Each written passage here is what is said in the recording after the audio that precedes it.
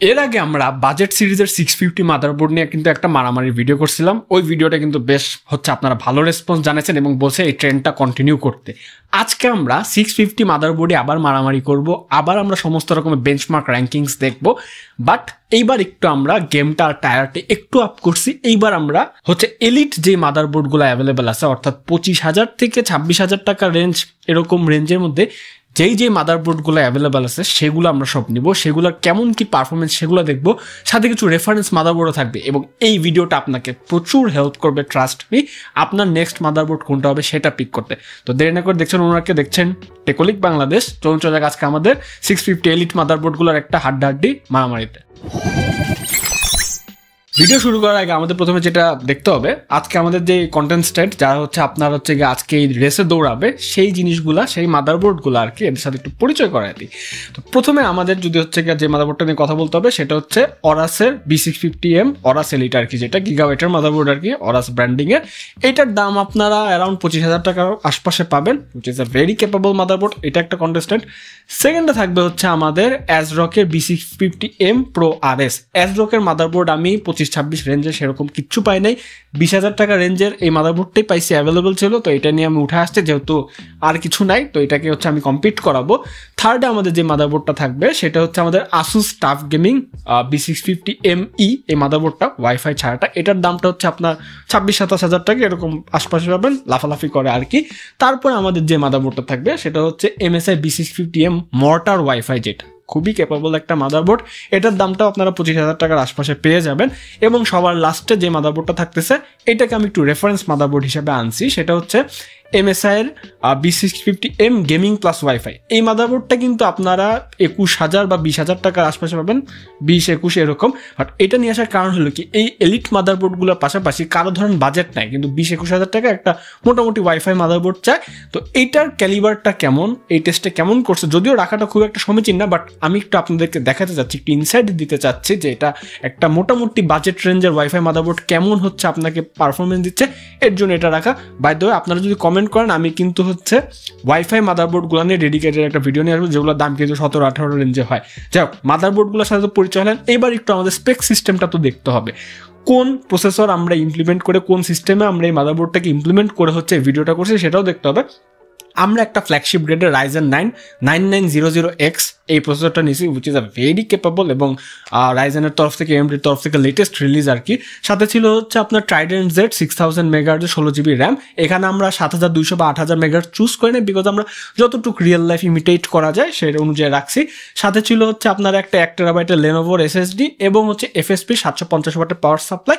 এবং আমরা প্রতিটা মাদারবোর্ডই একটা ক্লোজ কেসিং, বাট যে টেম্পার্ড গ্লাস সেটা ওপেন করে সব রেজাল্ট নিছি। টেস্টিং এর সময় আমরা যখন রুম টেম্পারেচারটা মেজার করি তখন দেখি যে 23 ডিগ্রি সেলসিয়াসের মধ্যে ছিল, খুবই অপটিমাম।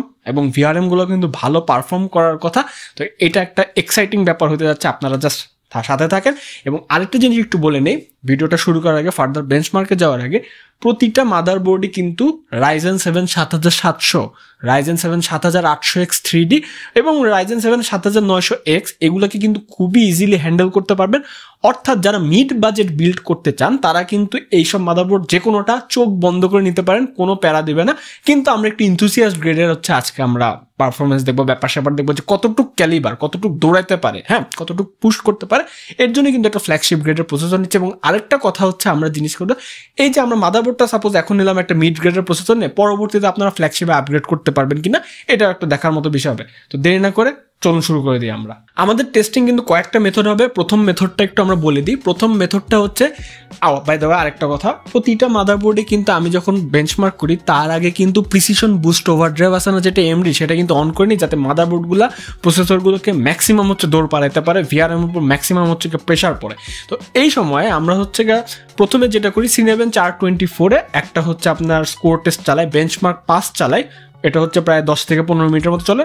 মানে 15 মিনিটই মোটামুটি 15 মিনিটের এই টেস্টে আমরা হচ্ছে স্কোরটা নিব, তারপর হচ্ছে ভিআরএম টেম্পারেচার নিব, তারপর কত পাওয়ার ইনটেক ছিল এগুলো সব দেখবো। তো প্রথমে আমরা একটু স্কোরটা দিয়ে শুরু করি। প্রথমে যদি একটু আমরা আমাদের B650M অরাস এলিট এই মাদারবোর্ডটা বাই দেওয়া সব কিন্তু আমরা অ্যালফাবেটিক অর্ডারে বলতেছি, এটাকে অন্যভাবে নিয়েন না। তো অরাস এলিট যখন আমরা স্কোরটা শেষ করলাম দেখলাম যে প্রায় মাল্টি করে 1651 মতো স্কোর পুশ করছে, যেটা কিন্তু আমাদের র্যাঙ্কিংয়ে ফার্স্ট এসে গেছে। এবং অরাস এলিটের মাদারবোর্ডের কিন্তু আপনারা এখানে ক্যালিবার জানেনি যে কত লেজেন্ডারি এক্সপ্লয়েট কত জানেনি আপনারা। তারপর যখন আমরা একটু অ্যাজরক প্রো আরএস এ শিফট করলাম সেখানে কিন্তু দেখলাম যে এটা মাত্র 1530 স্কোর করে র্যাঙ্কিংয়ের 5টা মাদারবোর্ডের মধ্যে লাস্টে ছিল মোটামুটি। তারপরে যখন আমরা আমাদের আরেক legend Asus TUF gaming B650ME এই মাদারবোর্ডটার স্কোর নিয়ে দেখি যে সিনেবেঞ্চে মোটামুটি 1600 মতো স্কোর পুশ করে এটা হচ্ছে র্যাঙ্কিংয়ে 4th পজিশনে আছে। তারপরে যখন আমরা আরেকটু মুভ অন করি MSI মর্টার 650 মর্টার ওয়াইফাই যে মাদারবোর্ডটা আছে এইটার যখন স্কোরটা নিলাম দেখলাম যে এটা সিনেবেঞ্চে প্রায় 1611 মতো স্কোর পুশ করছে, 3rd র্যাঙ্কিংয়ে আছে।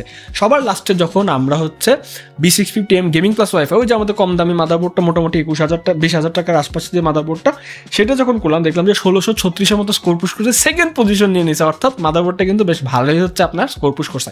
এখানে উল্লেখ্য যে এখানে আপনার র্যাঙ্কিংটাকে সিরিয়াসলি তো নিয়ে না, বিকজ এগুলো খুবই কম, খুবই ক্লোজ রেঞ্জের হচ্ছে আপনার স্কোর, খুবই নিট পিকিং করার জন্য এবং ভিডিওটাকে একটু মজাদার করার জন্য হচ্ছে আমি র্যাঙ্কিংটা করতেছি, এর জন্য আপনাদের দিলাম। বাট এটা কিন্তু ইরোর মার্জিনে পরে এদিক ওদিক হতে পারে। বাট তারপর আমাদের যেটা দেখতে হবে এটা কিন্তু মোস্ট ইম্পর্টেন্ট, সেটা হচ্ছে ভিআরএম টেম্পারেচার। ভিআরএম টেম্পারেচারের ক্ষেত্রে কিন্তু আমরা প্রায় প্রতিটা মাদারবোর্ডের সেন্সর যে টেম্পারেচার দেয় সেটাও দেখছি এবং পিসিবি ব্যাক সাইডে আমরা হচ্ছে থার্মোমিটার দিয়ে মেপেও টেম্পারেচারটা দেখছি। তো সিনেবেঞ্চের এই টেস্ট চলাকালীন সময় আমরা একটু আবার অরাস B650M এলিট যে মাদারবোর্ডটা আছে সেটা দিয়ে শুরু করি। এইখানে আমি দেখলাম যে খুবই স্টেবল 50 ডিগ্রি সেলসিয়াসে রেখে দিছে, flagship processor, precision boost overdrive on করে, কোনো বিকারই নেই, আস্তে আস্তে চলতেছে, যতক্ষণ আপনি চালান সমস্যা নেই। 50 ডিগ্রি সেলসিয়াস হচ্ছে এটার আপনার ইয়ে। তো এইখানে যখন আমি টেম্পারেচারটা আমি এখানে মেনশনই করলাম, তো এখানে একটা আমি বলে রাখি যে ওদের কিন্তু একটা 12+2+2 ফেজের হচ্ছে ভিআরএম আছে, এভাবে হচ্ছে আর কি সাজানো আছে এবং এটা রিভিশন 1.3 ভার্সন। প্রতিটা ভিআরএম কিন্তু আপনার 60 অ্যাম্পিয়ার করে হচ্ছে, মানে প্রতিটা ফেজ আর কি 60 অ্যাম্পিয়ার করে পাওয়ার ডেলিভারি করতে পারে, হুইচ ইজ কিন্তু হিউজ। এতেই বোঝা যায় যে বিশাল হচ্ছে এটার ক্যালিবার। তারপর যখন আমরা একটু অ্যাজরকের হচ্ছে আপনার pro RS B650 pro RS মাদারবোর্ডে শিফট করলাম, এটার ভিআরএম টেম্পারেচারটা তখন দেখলাম এটা কিন্তু প্রায় 61 ডিগ্রি সেলসিয়াসের মতো বেশি ছিল, অর্থাৎ কিন্তু বেশ একটু বেশি আছে।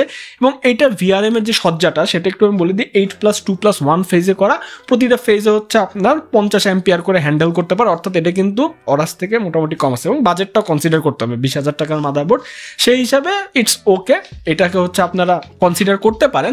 তারপর যখন আমরা একটু আমাদের next motherboard Asus TUF gaming B650ME এই মাদারবোর্ডটাতে শিফট করলাম, এটা কিন্তু দেখলাম যে ওই অরাসের মতো 51 ডিগ্রি সেলসিয়াসে একদম লক হয়ে বসে আছে, সিনেবেঞ্চ চলাকালীন সময় কোনো হচ্ছে বিকার নেই, এরকমই আছে, খুবই স্টেবল ছিল।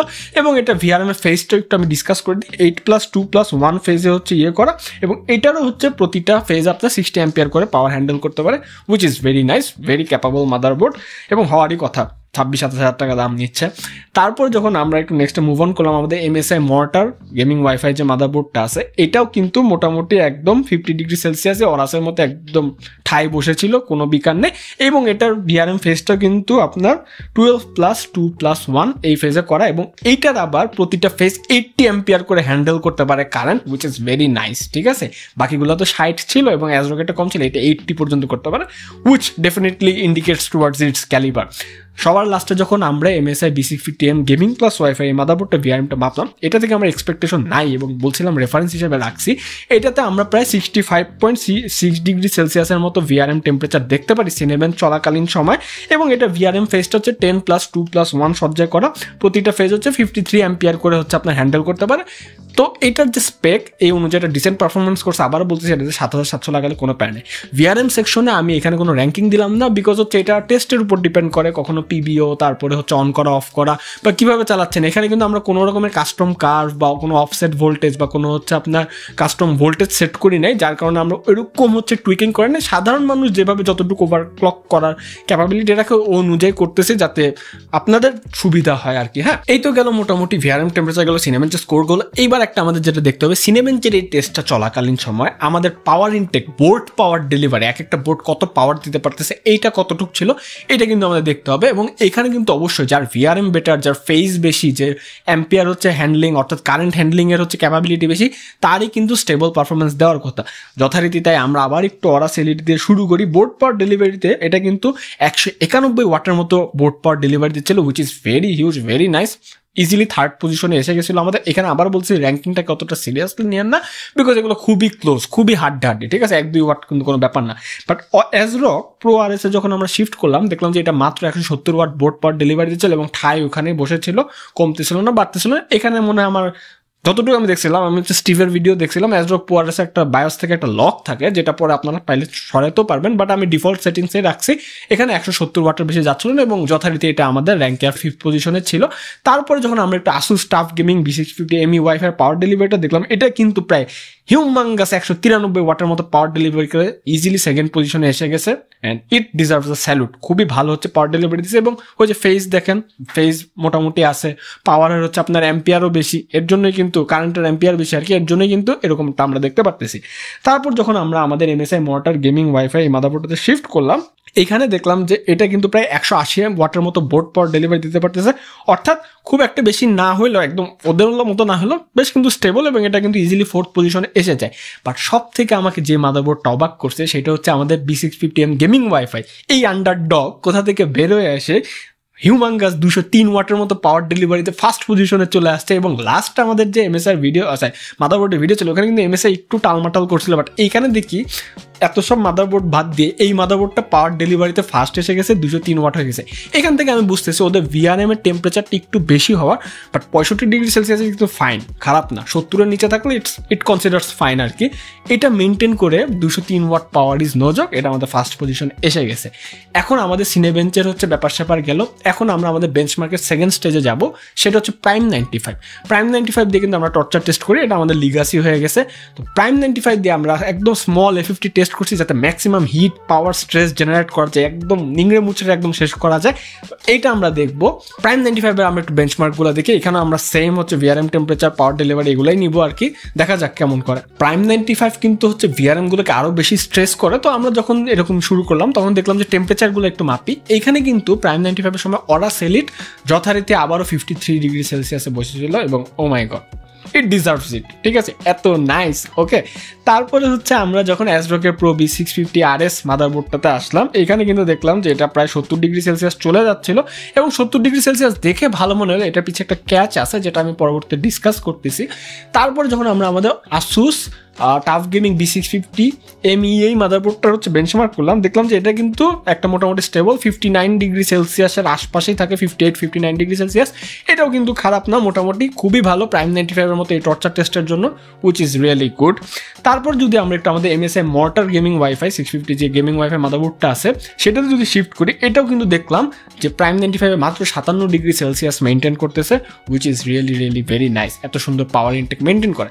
বাট সবার লাস্টে যখন B650M গেমিং প্লাস ওয়াইফাই মাদারবোর্ডটা আমরা দেখলাম এত টর্চার টেস্ট দেওয়ার কারণে, এটার তো মনে করেন আপনার মাত্র হচ্ছে 53 অ্যাম্পিয়ারের হচ্ছে আপনার পাওয়ার ডেলিভারি আর কি, কারেন্ট দিতে পারে আর কি VRM এর ফেজগুলো। তো এইখানে দেখলাম যে এখানে এটা একটু খাইছে, এখানে মোটামুটি হচ্ছে আপনার 79 ডিগ্রি সেলসিয়াস পর্যন্ত চলে যায়। ক্লক স্পিডটা যদিও মোটামুটি 4.3 গিগার্সের মধ্যে ছিল, এবং প্রতিটা মাদারবোর্ডে কিন্তু 4.3 গিগার্স বা 4.4 গিগার্সের আশপাশে ক্লক স্পিড ছিল, এটা একটু আমি মেনশন করে দিলাম, এটা আলাদাভাবে বললাম না।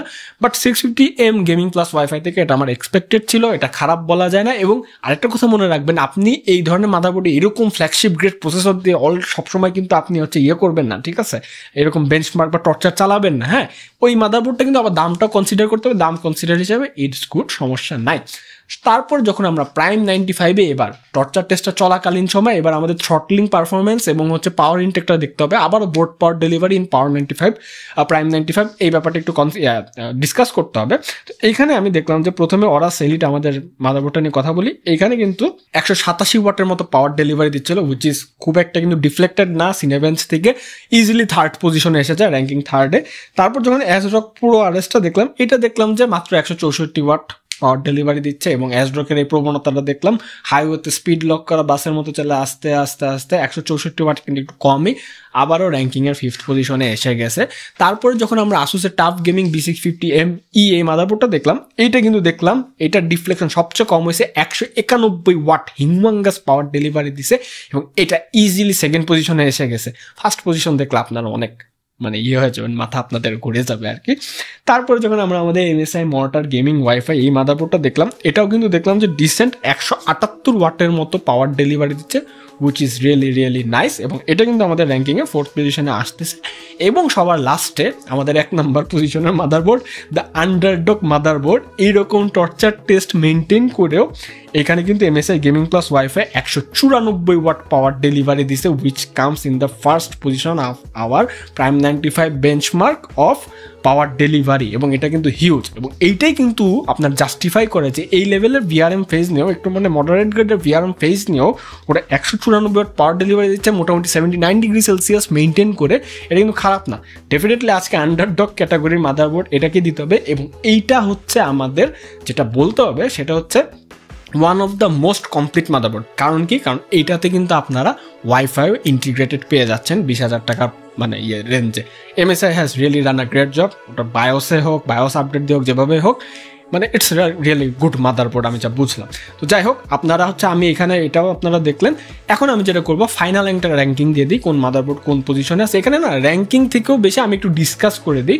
তো আজকে আমাদের যদি আমরা র্যাঙ্ক 5টা ডিসকাস করি, সবার লাস্টে একটু যে মাদারবোর্ডটা দাম হিসাবে যদিও ঠিক আছে, বাট অ্যাজরকের মাদারবোর্ডটা থেকে আমি আরেকটু বেশি এক্সপেক্ট করছিলাম, ওদের বায়োসটা থেকে আমি আরেকটু বেশি এক্সপেক্ট করছিলাম, বাট ইটস ফাইন, সমস্যা নেই। বাট আপনারা বুঝতেই পারতেছেন। আরেকটা জিনিস বলে দিই, অ্যাজরকের মাদারবোর্ডটা কিন্তু এখানে প্রাইম 95 টর্চার টেস্টের সময় VRM টেম্পারেচারটা কম দেখাইছি এই কারণে, কারণ পাওয়ার ইনটেকটা কিন্তু কম ছিল, 164 ওয়াটের মতো ছিল, ঠিক আছে? হ্যাঁ, বাট আজকে আপনার মনেই হবে এই এত কিছু দেখে MSI মর্টার ওয়াইফাই যে মাদারবোর্ডটা আছে না, এটা কিন্তু বেশ ভালো করছে, সব দিক দিয়ে স্টেবল করছে এবং আপনার মনে হইতেই পারে আচ্ছা 80 অ্যাম্পিয়ার কারেন্ট হচ্ছে ডেলিভারির আপনার একটা রেটিং আছে, VRM ফেজও বেশ ভালো, মাদারবোর্ডটা রক সলিড, সব দিক দিয়ে কিন্তু বেশ ভালো মনে হয়েছে।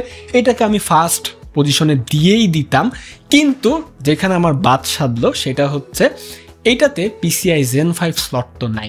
এই জিনিসটা দুইটা কিন্তু আবার হচ্ছে আমাদের অরাস এলিট এবং টাফ গেমিং B650ME এই দুইটা মাদারবোর্ড কিন্তু আপনাকে PCI Zen 5 স্টোরেজের যে স্লটটা আছে চ্যানেলের, ওটা কিন্তু হচ্ছে আপনাকে অফার করে, যার কারণে আমরা আশা করতেছি আগামী 1 বছরের মধ্যে PCI Zen 5 SSD মার্কেটে মেন স্ট্রিম হওয়া শুরু করবে বা হয়ে যাবে। তখন যদি আপনার একটা Zen 5 SSD লাগাইতে হয়, তখন কিন্তু এই দুইটা মাদারবোর্ড আপনার খুবই হ্যান্ডি আসবে, খুবই ভালো আসবে।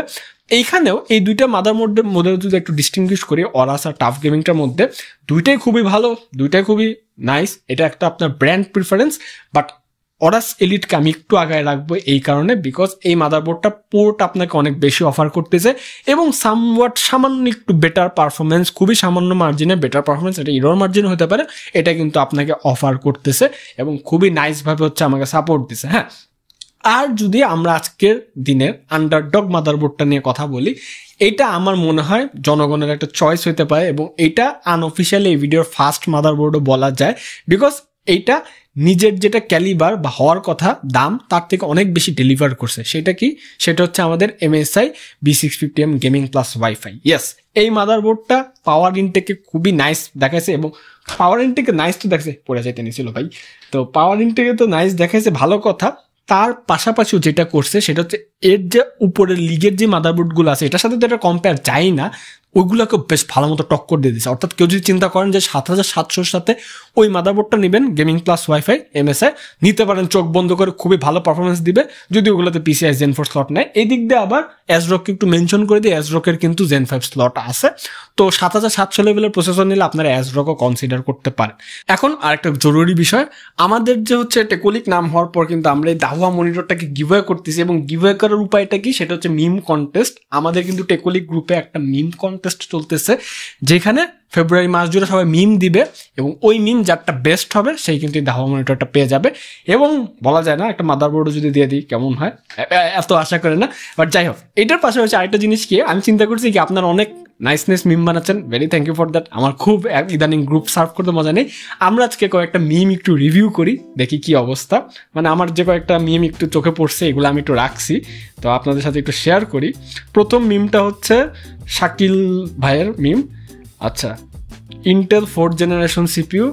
আচ্ছা, এখানে কি বুঝাতে চাচ্ছে? অন্য সবাই ইয়ের মধ্যে আর ইন্টেল পানির মধ্যে। আচ্ছা, নেক্সট মিম, সেটা হচ্ছে স্বাধীন আহমেদ ভাই। শ্বশুরের কাছে যৌতুক না চেয়ে উপহার হিসেবে AK-47 গেমিং পিসি RTX 4090 PS5 চার্জার কিনা। AK-47, ওকে। সেকেন্ড মিম, থার্ড মিম। আচ্ছা, না সেরকম কিছু আসলে না, এটা আসলে টেকল্যান্ডই কিন্তু হচ্ছে আপনাকে, এই যে আপনারা দেখতেছেন এর পিছনে কিন্তু টেকল্যান্ডের ভূমিকা আছে।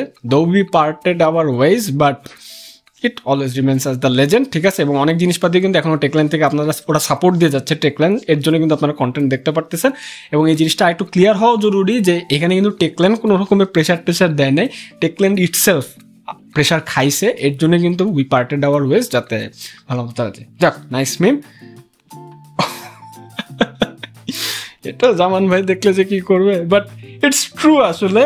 মানে আসলে AMD বিল্ডার বাংলাদেশ বা হচ্ছে যেটা বলে, আমি নিজেও কবে ইন্টেল দিয়ে বিল্ড করছি আমার নিজে মনে নাই, ঠিক আছে। এবং ইন্টেলের ভরাডুবির কারণেই কিন্তু আসলে পিসি বিল্ডার বাংলাদেশ বা বাকি যারা আছে তারা কিন্তু AMDটাই প্রিফার করে। আমাদের যে B5 এর ওভারহেডের ভিডিওটা দেখছেন, যেমন হার্ডওয়্যার আনবক্সের কথা বলছিলাম, তারা কিন্তু হচ্ছে আপনার ইন্টেল প্রসেসর দিয়ে তার বেঞ্চমার্কও করে না, ঠিক আছে। তো এখান থেকে ইন্টেলের যে জনপ্রিয়তার এটা বোঝা যায়। বাট এটা দেখলে আমাকে যেমনটা পিটনা দিবে, but huge respect to PC builder Bangladesh, no doubt. Oh my god, Linus tech tips, quite a compliment, but who knows, আমি হয়তো এই লোগোটা দেখে আমাদের লোগোটা ডিজাইন করার কথা বলছি। এবং এই মিমটা বানাইছে হচ্ছে ফাহিম ভাই, নাইস থিং। আচ্ছা, যাই হোক, আর মোটামুটি আমাদের মিম নাই, এই কয়টা মিম আমরা সামনের সব ভিডিওতে এগুলো নিয়ে আসবো, মজা হবে আপনাদের সাথে যাতে এনগেজ করা যায়। যাই হোক, মাদারবোর্ডের ভিডিওটা শেষ করলাম। এই মাদারবোর্ডগুলো হচ্ছে আমরা টেকল্যান্ড থেকে জোগাড় করছি আপাতত, এখন ওরা সাপোর্ট দেওয়া যাচ্ছে। এইগুলো নাকি হচ্ছে আপনারা টেকল্যান্ড থেকে নিলে নাকি হচ্ছে একটা হেফটি অ্যামাউন্টের ডিসকাউন্ট পাবেন যারা পিসি বিল্ড করতে চান। এবং আরেকটা কথা আবার বলে দিই, এইসব মাদারবোর্ডের সাথে 7700, 7800X 3D, 7900X পর্যন্ত প্রসেসর আপনারা খুব নাইসভাবে আটাই দিতে পারবেন, কোনো সমস্যা নেই। এখন হচ্ছে বিদায় নেই, আরেকটা কাজ, আমাদের গ্রুপটাতে জয়েন হয়ে যেতে পারেন, দাহবা মনিটর তো পাইতে হবে, তাই না? দেখো কোনো ভিডিওতে, তোদের good bye and definitely next one.